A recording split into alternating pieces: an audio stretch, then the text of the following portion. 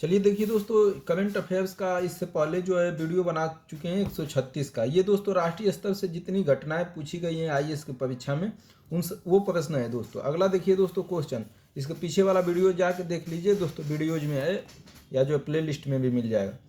निम्नलिखित कथनों पर विचार कीजिए। आधार कार्ड का प्रयोग नागरिकता या अधिवास के प्रमाण के रूप में किया जाता है। मतलब आधार कार्ड आपके पास है तो आप भारत के नागरिक हो जाएंगे, ये पहला ऑप्शन दे रहा है। दूसरा, एक बार जारी करने के पश्चात आधार कार्ड एक बार जारी कर दिया गया तो इसे निर्गत करने वाला मतलब जो इसको जारी किया है वह अधिकारी संख्या को, जो आधार कार्ड की संख्या निष्क्रिय या विलुप्त नहीं कर सकता, उसे खत्म नहीं कर सकता।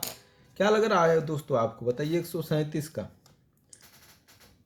अगर आपके पास आधार कार्ड है तो क्या आप भारत के नागरिक हो जाएंगे आधार नंबर होने से? आधार कार्ड नागरिकता को करता है। देखिए दोस्तों, आधार कार्ड से आप भारत के नागरिक नहीं बन जाएंगे। आधार कार्ड होने का इसका मतलब ये नहीं है कि आप भारत के नागरिक हो गए, ठीक। तो पहला ऑप्शन गलत। एक बार जारी करने के पश्चात इसे निर्गत करने वाला प्राधिकरण आधार संख्या को निष्क्रिय या लुप्त नहीं कर सकता। लुप्त कर सकता है दोस्तों।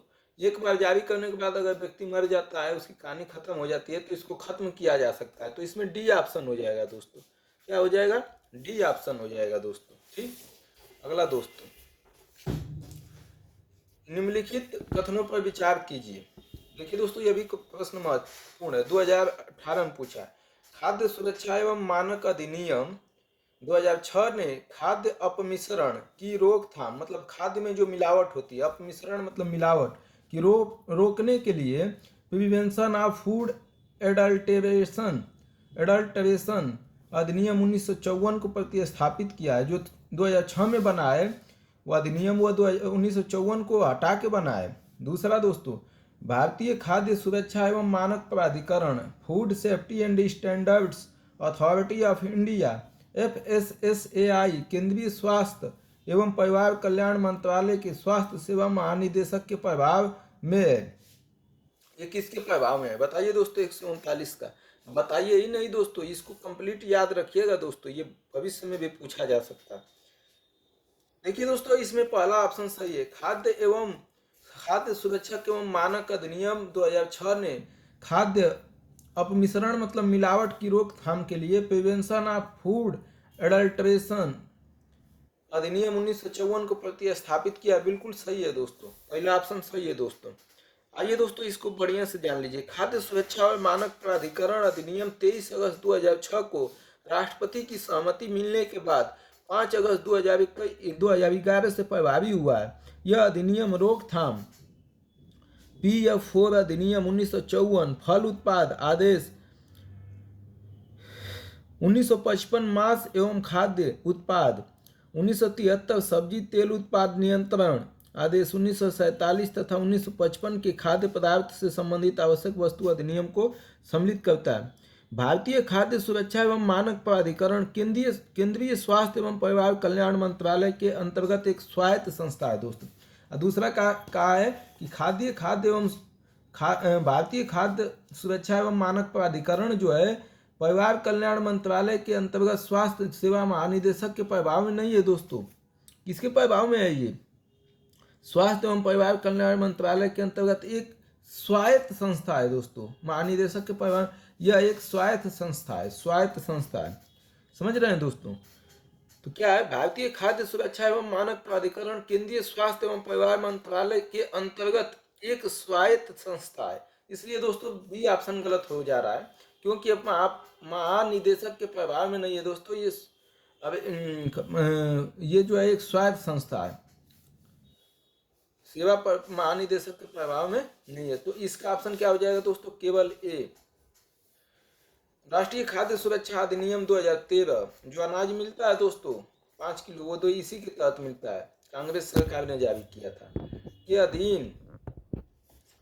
अधीन कहे गए उपबंधों के संदर्भ में निम्नलिखित कथनों पर विचार कीजिए।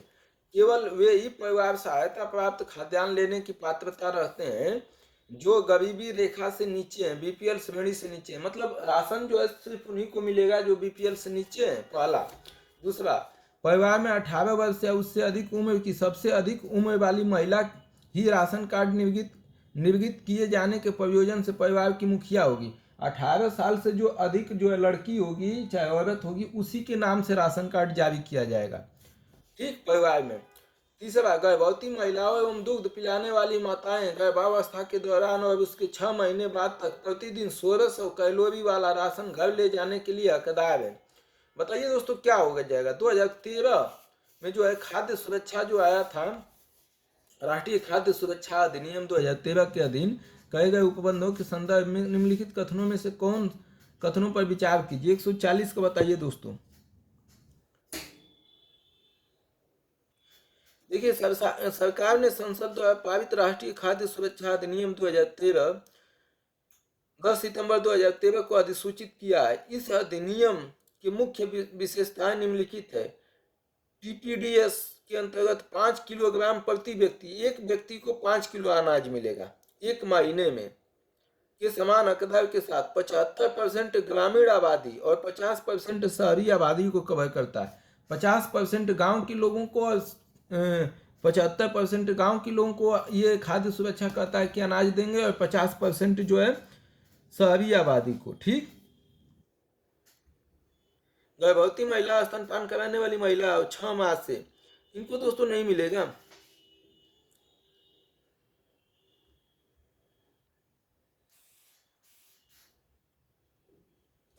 गर्भवती महिला और स्तनपान कराने वाली माताएं तथा 6 माह से लेकर 14 वर्ष तक की आयु वर्ग के बच्चों को एकीकृत बाल विकास सेवाओं आईसीडीएस और मध्यम भोजन एमडीएस स्कीमों के अंतर्गत निर्धारित पौष्टिक मापदंडों के अनुसार भोजन के हकदार होंगे। इनको मिलता है दोस्तों, लेकिन इसके पीडीएफ ये खाद्य सुरक्षा अधिनियम के तहत नहीं मिलता है। किसके तहत मिलता है? बाल विकास सेवाओं के अंतर्गत मिलता है। ठीक, 6 से 14 वर्ष के लिए अनुसार भोजन के हकदार होंगे। 6 वर्ष की आयु तक के कुपोषित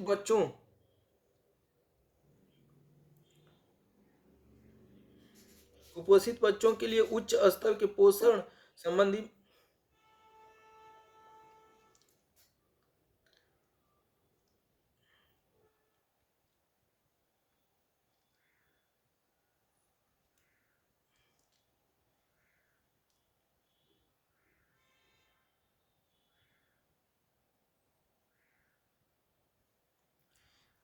देखिए दोस्तों, इनको मिलता है, इनके अंतर्गत निर्धारित पौष्टिक मापदंडों के अनुसार भोजन के हकदार होंगे।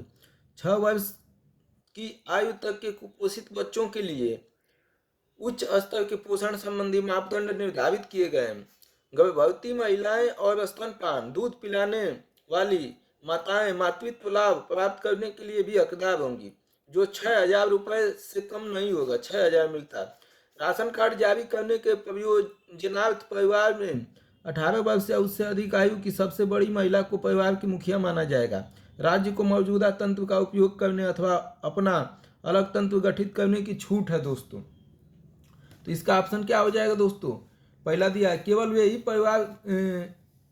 परिवार सहायता प्राप्त खाद्यान्न लेने के पात्र रखते हैं जो गरीबी रेखा से नीचे बीपीएल श्रेणी में आते हैं। समझ रहे हैं दोस्तों? केवल बीपीएल श्रेणी में आने वाले व्यक्ति को ही जो है राशन दिया जाएगा। तो ये गलत है दोस्तों। आजकल तो देख रहे हैं सब लोग ले रहे हैं, तो ये गलत है दोस्तों। परिवार में 18 वर्ष या उससे अधिक उम्र की सबसे अधिक उम्र वाली महिला ही राशन कार्ड निर्गत। बिल्कुल दोस्तों, 18 वर्ष से जो ऊपर महिला होगी उन्हीं के नाम से राशन कार्ड बनेगा। गर्भवती महिला एवं दूध पिलाने वाली माताएं गर्भावस्था के दौरान उसके 6 महीने के बाद तक प्रतिदिन 1600 कैलोरी, ये दोस्तों खाद्य सुरक्षा के अंतर्गत नहीं मिलता है।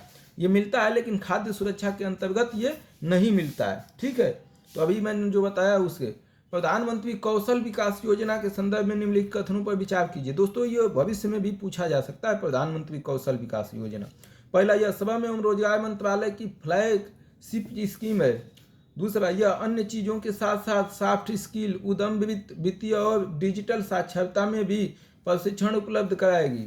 तीसरा, यह देश के अविनियमित कार्यबल की कार्यकुशलता को राष्ट्रीय कौशल योग्यता ढांचा नेशनल स्किल क्वालिफिकेशन फ्रेमवर्क के साथ जोड़ती है। बताइए दोस्तों क्या हो जाएगा 141 का?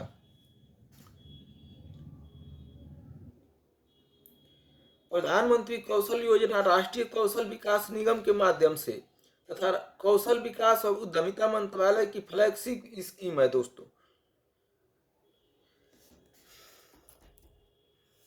ये किसके अंतर्गत आता है दोस्तों? पहला दिया श्रम एवं रोजगार मंत्रालय की फ्लैगशिप स्कीम है, गलत है दोस्तों। यह राष्ट्रीय कौशल विकास निगम के माध्यम से कौशल विकास और उद्यमिता मंत्रालय की फ्लैगशिप योजना है। ठीक, इस योजना में युवाओं को कौशल प्रशिक्षण प्रदान करना, कौशल प्रशिक्षण दिया जाता है, कौशल पर विशेष ध्यान दिया जाता है। इसके अलावा सॉफ्ट स्किल, उद्यम वृत्ति, वित्तीय और डिजिटल साक्षरता में भी प्रशिक्षण उपलब्ध कराना है। यह देश के अविनियमित कार्यबल की कार्य कुशलता, जो मतलब कार्य कुशलता नहीं है उनको कार्य कुशलता राष्ट्रीय कौशल योग्यता के साथ जोड़ती है दोस्तों। तो ये जो है पहला ऑप्शन, ये श्रम मंत्रालय नहीं दोस्तों, ये कौशल और तो कौशल विकास उद्यमिता मंत्रालय के अंतर्गत है, तो पहला ऑप्शन गलत। यह अन्य चीजों के साथ साथ सॉफ्ट स्किल, उद्यम वित्तीय और डिजिटल साक्षरता में भी प्रशिक्षण उपलब्ध कराता है। बिल्कुल दोस्तों, ये जो है आपको अन्य चीजों के साथ साथ सॉफ्ट स्किल, उद्यम वित्तीय और डिजिटल साक्षरता में भी प्रशिक्षण देता है। तीसरा, यह देश के अविनियमित कार्यबल की कार्य कुशलता को राष्ट्रीय कौशल ढांचा, जो नियमित कार्य कुशल नहीं है उनको नियमित कार्य कुशल कर देता है और नेशनल स्किल क्वालिफिकेशन फ्रेमवर्क के साथ जोड़ता है। ये सही है दोस्तों, तो 2 और 3 सही है, इसलिए सी ऑप्शन हो जाएगा। अगला दोस्तों, उपयुक्त में से न्यूनतम समर्थन मूल्य की घोषणा आर्थिक मामलों की कैबिनेट समिति ने की है। देखिए दोस्तों, न्यूनतम समर्थन मूल्य की घोषणा कौन करता है? आर्थिक मामलों की मंत्रालय, कैबिनेट मंत्रालय। आर्थिक मामलों की कैबिनेट समिति जो है न्यूनतम समर्थन मूल्य की घोषणा करती है। उसमें कौन कौन शामिल है? सुपारी, जौ, काफी, रागी, मूंगफली, तिल, हल्दी। बताइए दोस्तों 142 का। देखिए दोस्तों, निम्नलिखित फसलों में न्यूनतम समर्थन मूल्य की घोषणा आर्थिक मामलों की कैबिनेट समिति ने की है। इसमें धान है, ज्वार है, बाजरा है, रागी है, मक्का है, अरहर है, मूंग है, उड़द है, मूंगफली है, जौ है, चना है, तिल है, गन्ना है इत्यादि। परंतु सुपारी, काफी और हल्दी इसमें सम्मिलित नहीं है।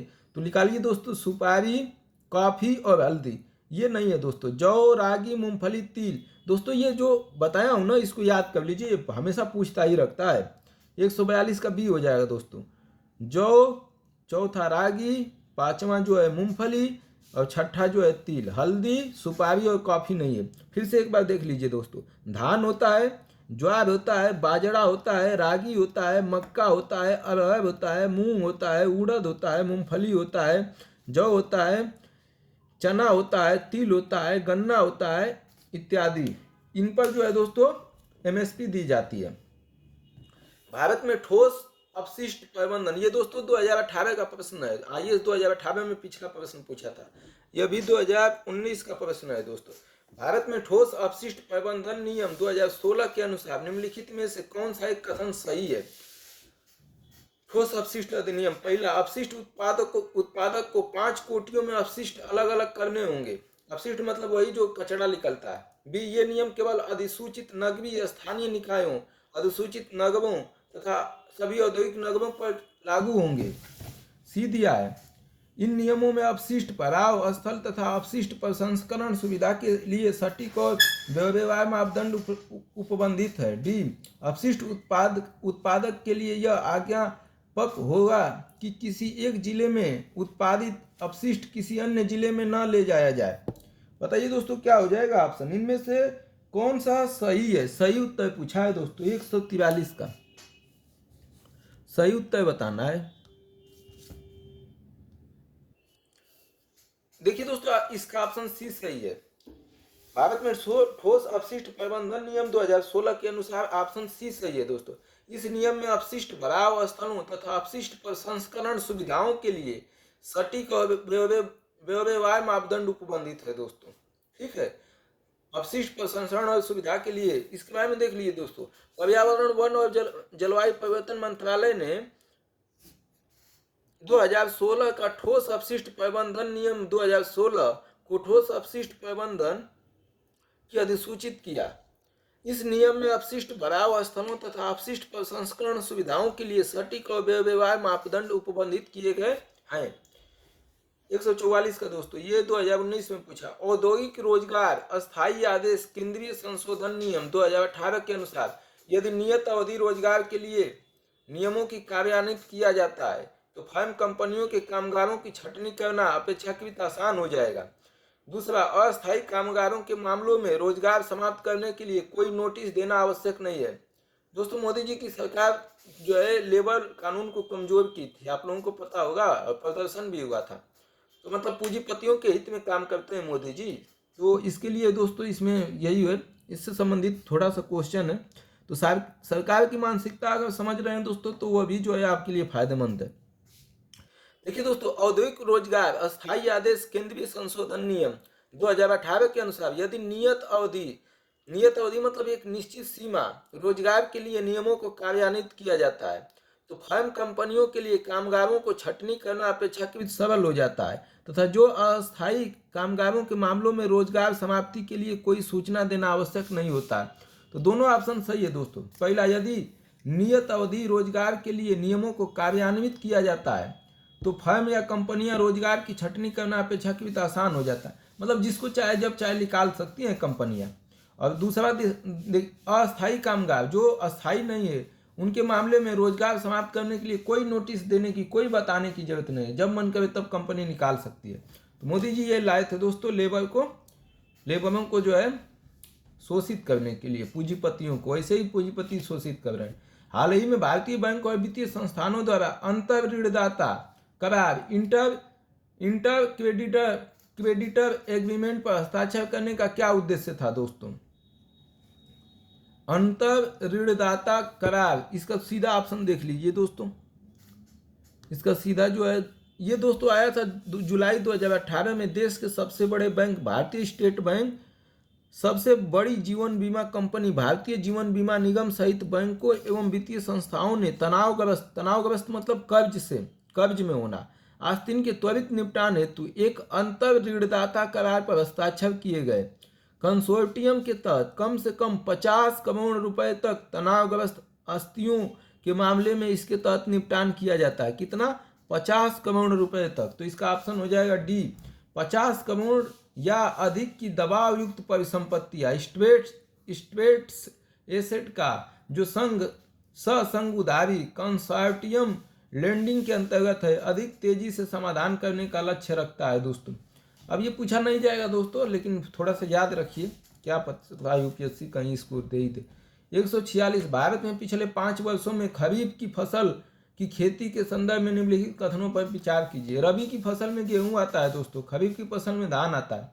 धान की खेती के अंतर्गत क्षेत्र अधिकतम है, खरीफ की फसल के बारे में पूछा है। ज्वार की खेती के अंतर्गत क्षेत्र तिलहन की खेती के अंतर्गत क्षेत्र की तुलना में अधिक है, मतलब बाजरा जो है, ज्वार जो है तिलहन से अधिक हुआ है।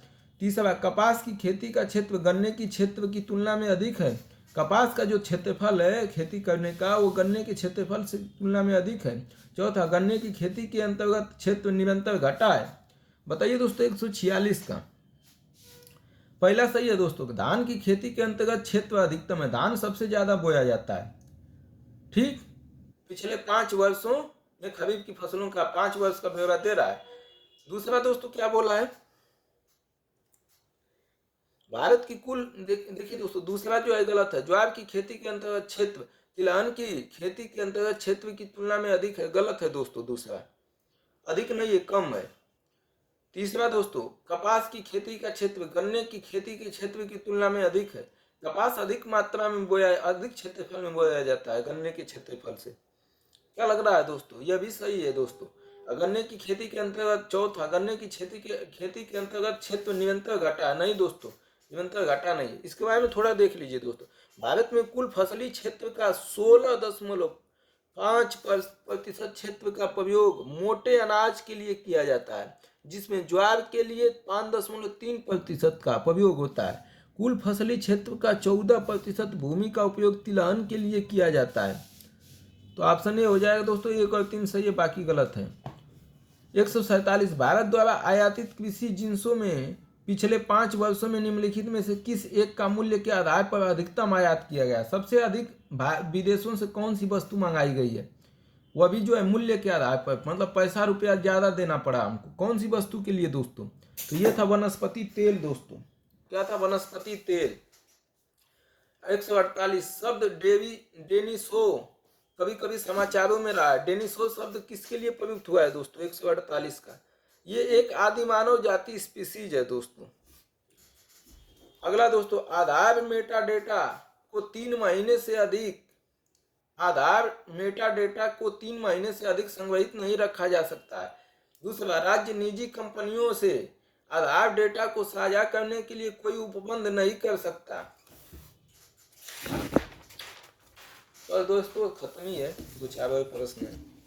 और तीसरा, आधार बीमा उत्पाद को प्राप्त करने के लिए अनिवार्य है। आधार बीमा उत्पादों को प्राप्त करने के लिए अनिवार्य है। चौथा, आधार भारत की संचित निधि से हित लाभ प्राप्त करने के लिए अनिवार्य है। बताइए दोस्तों कौन सा ऑप्शन होगा 149 का? आधार अधिनियम दोस्तों, आधार अधिनियम 2016 के अनुसार 2018 के उच्चतम न्यायालय के निर्णय के साथ एक साथ पढ़ा जाए। आधार मेटा डेटा को अधिकृत 6 महीने तक संग्रहित किया जा सकता है। तो पहला ऑप्शन तो दोस्तों गलत होगा कि नहीं होगा? पहला ऑप्शन गलत हो जाएगा दोस्तों। 3 महीना बोल रहा था, लेकिन 6 महीने तक कोई आधार का डेटा रख सकता है। आधार होता है ना, आधार नंबर। दूसरा 2018 के फैसले में सर्वोच्च न्यायालय ने कहा कि बीमा उत्पादों के खरीदने के लिए आधार अनिवार्य नहीं है।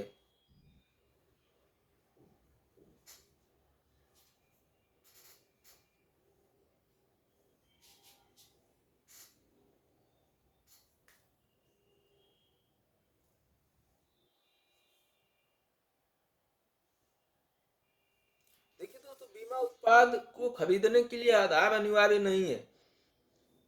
ये अनिवार्य लिखा है दोस्तों, लेकिन गलत है दोस्तों।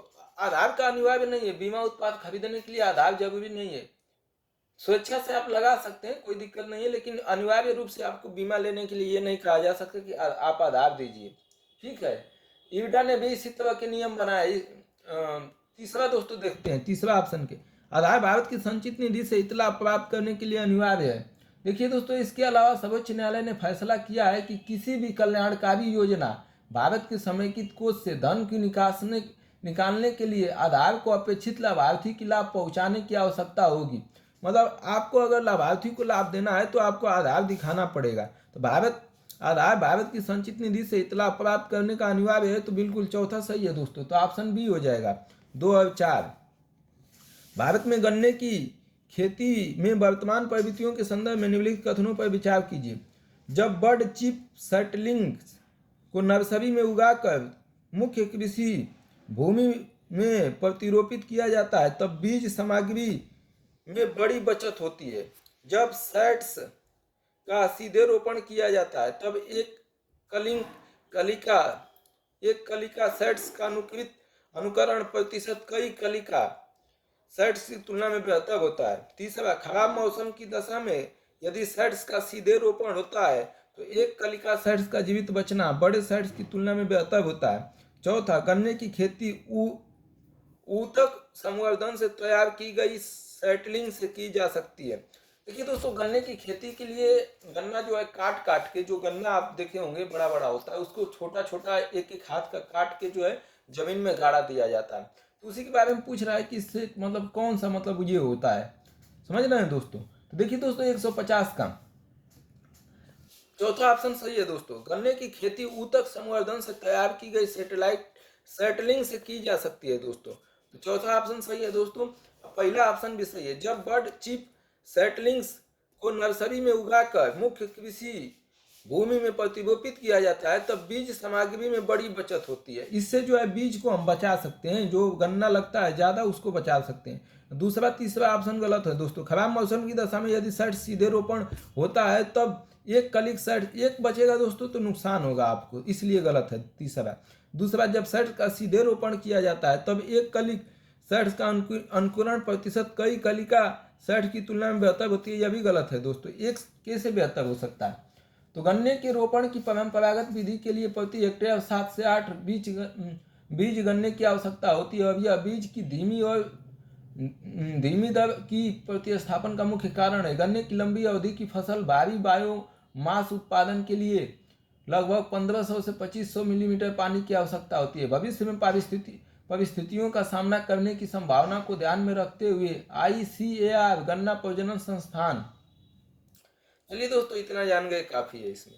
हाल ही में बीते दिनों निम्नलिखित में से कौन सा कारक या कौन सी नीतियां भारत में चावल के मूल्य को प्रभावित कर सकती है? चावल का मूल्य किससे प्रभावित हो सकता है? कम बेसी हो सकता है न्यूनतम समर्थन मूल्य से, सरकार द्वारा व्यापार करने से, सरकार द्वारा भंडारण करने से, उपभोक्ता सहायक या सब्सिडीज से। बताइए दोस्तों, अगर चावल का मूल्य ऊपर नीचे करना है तो इसमें से कौन कौन सी मतलब काम किया जाए कि मतलब चावल का मूल्य घट और बढ़ सकता है?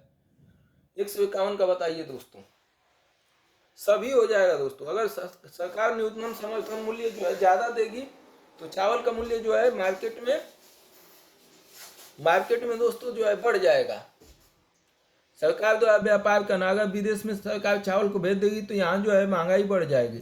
सरकार द्वारा भंडारण, सरकार अगर भंडारण ज़्यादा कर लेगी तो महंगाई चावल का बढ़ जाएगा रेट, अगर जो है भंडारण कम करेगी तो घटा रहेगा। उपभोक्ता सहायक सब्सिडीज अगर सरकार ज़्यादा देगी तो मार्केट में जो है चावल का मूल्य घट जाएगा। तो चारों ऑप्शन हो जाएगा दोस्तों। बाकी तो इसमें बताने की कोई जरूरत नहीं, आप तो समझ गए होंगे। राष्ट्रीय खाद्य सुरक्षा अधिनियम गरीब परिवारों को 3 रुपया प्रति किलोग्राम पर रियायत चावल देता है। 3 रुपया किलो मिलता है दोस्तों। FCI द्वारा चावल और गेहूं के पर्याप्त बफर स्टॉक के FCI रखता है दोस्तों। रख रखाव के कारण चावल और गेहूं की कीमतें पर्याप्त आपूर्ति के कारण 2014 में स्थिर रहे। अगला देखते हैं दोस्तों। भारत के संदर्भ में हाल ही में जनसंचार माध्यमों में अक्सर चर्चित अप्रत्यक्ष अंतरण बिना दिखाई दिए चला जाना तो निम्नलिखित में से कौन सी स्थिति सर्वोत्तम रूप से प्रतिबिंबित करती है? अप्रत्यक्ष अंतरण दोस्तों को निम्नलिखित में से कौन सी एक स्थिति सर्वोत्तम मतलब बिना दिखाए जो है गायब हो जाना। कोई भारतीय कंपनी जिसने किसी विदेशी उद्यम में निवेश किया हो, कोई भारतीय कंपनी जिसने विदेशी उद्यम में निवेश किया हो, अपने निवेश पर मिलने वाले लाभ पर उस बाहरी देश की ओर अदा कर देती है, बाहरी देश को भेज देती है। अगला दोस्तों बी वाला दिया, कोई विदेशी कंपनी जिसने भारत में निवेश किया हो और अपने निवेशक से मिलने वाले लाभ पर अपने आधारभूत देश को कर अदा करती हो। तीसरा, कोई भारतीय कंपनी जो किसी बाहरी देश में मूर्त संपत्ति खरीदती है और उनका मूल्य बढ़ने पर उन्हें बेच देती है तथा प्राप्ति को भारत में अंतरित कर देती है। डी, कोई विदेशी कंपनी शेयर अंतरित करती है और ऐसे शेयर भारत में स्थित परिसंपत्तियों से अपना वस्तुगत मूल्य व्युत्पन्न करते हैं। बोलिए दोस्तों क्या हो जाएगा 152 का? देखिए दोस्तों, अप्रत्यक्ष अंतरण का मतलब क्या होता है? देखिए हिंदी कठिन यदि आए इसलिए कई लड़कों को ये आवा नहीं लगे। मतलब बिना दिखे हुए टैक्स चोरी कर लेना, मतलब जो है टैक्स को एक जगह से दूसरी जगह भेज देना। इसका डी ऑप्शन हो जाएगा दोस्तों। कोई विदेशी कंपनी शेयर अंतरित करती है, मतलब शेयर लेती है और ऐसे शेयर भारत में स्थित परिसंपत्तियों से अपना वस्तुगत मूल्य व्युत्पन्न करते हैं। ठीक है, तो इसके बारे में यही है दोस्तों, मतलब वो अपने देश में भेज देती है। अप्रत्यक्ष अंतरण उन स्थितियों को संदर्भित करता है जहां विदेशी संस्थानों के पास भारत में शेयर या संपत्ति होती है और ऐसी विदेशी संस्थाओं के शेयरों को भारत में अंतर्निहित परिसंपत्तियों के प्रत्यक्ष अंतरण के बजाय जो है देने के बजाय स्थानांतरित किया जाता है। यह प्रश्न वोडाफोन शेयर के अंतरण में जो चर्चा में था उससे संबंधित है दोस्तों। अगला दोस्तों, हाल ही में हैदराबाद में भारत के प्रधानमंत्री द्वारा रामानुजन की आसन मुद्रा में विश्व की दूसरी सबसे बड़ी ऊंची मूर्ति का उद्घाटन किया गया था। निम्नलिखित कथनों में से कौन सा रामानुजन की शिक्षाओं को सही निरूपित करता है? दोस्तों रामानुजन दोस्तों जो मूर्ति बनाई गई तो 2022 में, तो उसी समय ये पूछ दिया। तो दोस्तों इसका ऑप्शन हो जाएगा मोक्ष प्राप्ति का सर्वोत्तम साधन भक्ति है। रामानुजन यही कहते हैं कि मोक्ष प्राप्ति का सर्वोत्तम साधन क्या होना चाहिए? भक्ति होना चाहिए दोस्तों। रामानुजन एक हिंदू धर्म शास्त्री, दार्शनिक और हिंदू धर्म के वैष्णववाद परंपरा के सबसे महत्वपूर्ण समर्थक थे। रामानुजन चार्य के दर्शन को विशिष्ट दैत्य या योग्य अद्वैतवाद के रूप में जाना जाता है। उनके अनुसार मोक्ष प्राप्ति के लिए भक्ति और समर्पण महत्वपूर्ण है। समझ रहे हैं? मोक्ष प्राप्ति के लिए भक्ति और समर्पण। हाल ही में प्रधानमंत्री ने वेरावल में सोमनाथ मंदिर के निकट नए सर्किट हाउस का उद्घाटन किया है। सोमनाथ मंदिर के बारे में निम्नलिखित कथनों पर विचार कीजिए। पहला, सोमनाथ मंदिर ज्योतिर्लिंग देव मंदिरों में से एक है। दूसरा, अल बरूनी ने सोमनाथ मंदिर का वर्णन किया है। तीसरा, सोमनाथ मंदिर की प्राण प्रतिष्ठा आज के मंदिर की स्थापना राष्ट्रपति एस राधाकृष्णन द्वारा किया गया। दोस्तों वर्तमान में घटना थी 2022 में, उसी से पूछ दिया गया। इसका ऑप्शन ए हो जाए पहला सही है दोस्तों। सोमनाथ मंदिर ज्योतिर्लिंग देव मंदिरों में से एक है, बिल्कुल। दूसरा, अल बरूनी ने सोमनाथ मंदिर का वर्णन किया है, यह भी सही है दोस्तों। सोमनाथ मंदिर की प्राण प्रतिष्ठा दोस्तों एस राधाकृष्णन ने नहीं किया है दोस्तों। सोमनाथ मंदिर बहुत पहले बना था दोस्तों, समझ रहे हैं। तो ज्योतिर्लिंग ज्योतिर्लिंग जो है भगवान शिव का एक भक्ति प्रतीक है। यह शब्द ज्योति, चमक और लिंग का संस्कृत यौगिक है। शिव पुराण में भारत की 64 मूल ज्योतिर्लिंग मंदिरों का उल्लेख है। इनमें 12 सबसे पवित्र महाज्योतिर्लिंग है। सोमनाथ उनमें से एक है। मध्ययुगीन युग के इतिहासकार अल बरूनी ने मंदिर के विनाश का वर्णन किया है। 1026 में कई भक्तों को मारने के बाद सोमनाथ लिंग को तोड़ा गया और लूट की राशि बहुत बड़ी थी। सोमनाथ मंदिर की प्राण प्रतिष्ठा भारत के तत्कालीन राष्ट्रपति डॉक्टर राजेंद्र प्रसाद ने किया था दोस्तों। राजेंद्र प्रसाद जी किए थे। अब अंतिम प्रश्न लग रहा है दोस्तों, अंतिम है। निम्नलिखित कथनों पर विचार कीजिए। बैलिस्टिक मिसाइल अपनी पूरी उड़ान में अवध्वनिक चाल पर प्रभाव निर्दित होती है, जबकि क्रूज मिसाइल केवल उड़ान के आरंभिक चरण में रॉकेट संचालित होती है। दूसरा, अग्नि 5 मध्यम दूरी की ध्वनिक क्रूज मिसाइल है, जबकि ब्रह्मोस ठोस ईंधन चालित अंतर महाद्वीपीय बैलिस्टिक मिसाइल है। दोस्तों ये निर्माण हुआ था, जल्दी ये निर्माण हुआ, इसलिए 2023 में पूछ दिया इससे क्वेश्चन। अब बताइए दोस्तों प्रश्न का उत्तर क्या होगा। देखिए दोस्तों, क्रूज मिसाइल अपनी पूरी उड़ान के लिए सब सोनिक गति से जेट चालित होती है, ठीक। जबकि बैलिस्टिक मिसाइल केवल उड़ान के प्रारंभिक बूस्ट चरण में रॉकेट ओवर की जाती है, जिसके बाद वह लक्ष्य के लिए एक आर्किक पर्यवेक्षण का अनुसरण करती है। तो पहले दिया है दोस्तों कि बैलिस्टिक मिसाइल अपनी पूरी उड़ान में अवध्वनिक चाल पर प्रभाव नोदित करती है। नहीं दोस्तों, पूरी उड़ान में नहीं, प्रारंभिक उड़ान में करती है। जबकि क्रूज मिसाइल केवल उड़ान के प्रारंभिक चरण में रॉकेट संचालित करता है। तो क्रूज मिसाइल अपनी पूरी उड़ान के दौरान दोस्तों सब सोनिक गति से जेट चालित होता है पूरी उड़ान में, बल्कि कह रहा है कि केवल प्रारंभिक में। तो प्रारंभिक में केवल नहीं है दोस्तों, इसलिए गलत हो जाएगा पहला ऑप्शन। बैलिस्टिक मिसाइल अपनी पूरी उड़ान में ध्वनिक चाल पर प्रभाव नोदित करती है।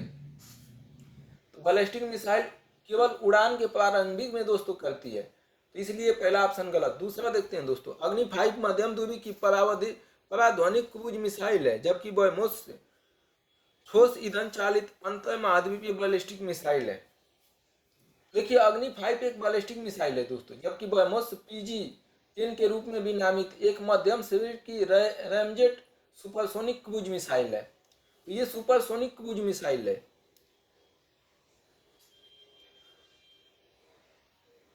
जिसे पनडुब्बी जहाज, हवाई जहाज या जमीन से लॉन्च किया जा सकता है। ब्रह्मोस विशेष रूप से दुनिया की सबसे तेज सुपरसोनिक क्रूज मिसाइल है दोस्तों। तो अग्नि 5 मध्यम दूरी की पराध्वनिक क्रूज मिसाइल है, जबकि ब्रह्मोस ठोस ईंधन चालित अंतर महाद्वीपीय मिसाइल है दोस्तों। तो ये भी ऑप्शन गलत हो गया दोस्तों। अग्नि 5 जो है एक बैलिस्टिक मिसाइल है, क्रूज मिसाइल नहीं है दोस्तों, बैलिस्टिक मिसाइल है, तो इसलिए गलत हो गया। जबकि ब्रह्मोस PG जो है रैमजेट सुपरसोनिक क्रूज मिसाइल है, जिसे पनडुब्बी जहाज में, तो इसलिए यह गलत हो गया दोस्तों। ये रहा इससे पहले जो मैंने करा दिया था दोस्तों, बीच में जो है ये वीडियो जो है यहीं रुक गया, तो इसलिए हमको दूसरा वीडियो लाना पड़ा दोस्तों। इसके लिए माफ़ी चाहूँगा। हम सोचे थे राष्ट्रीय घटनाएं एक ही वीडियोज में करा दें, लेकिन हो नहीं पाया दोस्तों, वो रुक गया वहीं पर। तो इसलिए दोस्तों बहुत बहुत धन्यवाद आप लोगों ने हमारे चैनल को सब्सक्राइब किया। और दोस्तों इस पर निःशुल्क जो है गांव के युवा जो IAS बनने की, UPSC क्रैक करने की सपना लेके आए हैं, उनके लिए जो लाखों रुपए की फीस कोचिंग को नहीं दे सकते हैं, उनको निःशुल्क जो है बेहतरीन शिक्षा जो है अच्छे कोचिंग से भी शानदार शिक्षा देने का हम प्रयास करेंगे दोस्तों। और आप लोग इस चैनल को सब्सक्राइब कर लीजिए, लाइक कीजिए, शेयर कीजिए। और यह आपका अपना चैनल है दोस्तों। बहुत बहुत धन्यवाद दोस्तों।